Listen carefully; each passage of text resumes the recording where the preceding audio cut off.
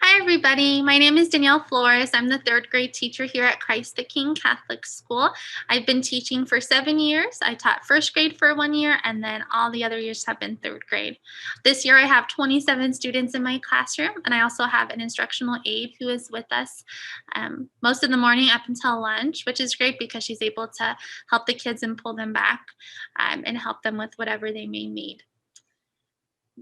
In third grade, we have PE 3 times a week. We also have music twice a week, art once a week, library once a week, and we also attend Mass. Students have religion class every day. And then they also participate in reading, math, writing, social studies, science, and grammar. We also have dedicated STEAM time once a week where we have a long period of time to work on those wonderful STEAM activities. And we also do problem solving in math once a week, which is great and teaches kids how to solve any problem they might come across in math, but also give them those skills where they're set up to do any problem solving for the rest of their life. So it's really helpful.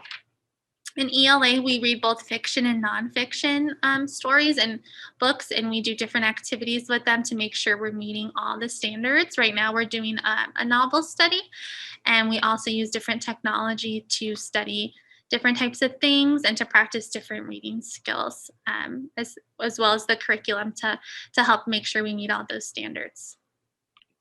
In math, third grade's biggest focus is multiplication and division.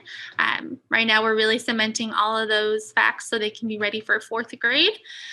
We also do rounding, area and perimeter, place value, and fractions. In our science curriculum right now, we are working on life cycles and classifying animals. Throughout the year, we also do weather, storms, climate, and states of matter. In social studies, we really focus about learning about local Native American tribes and westward expansion.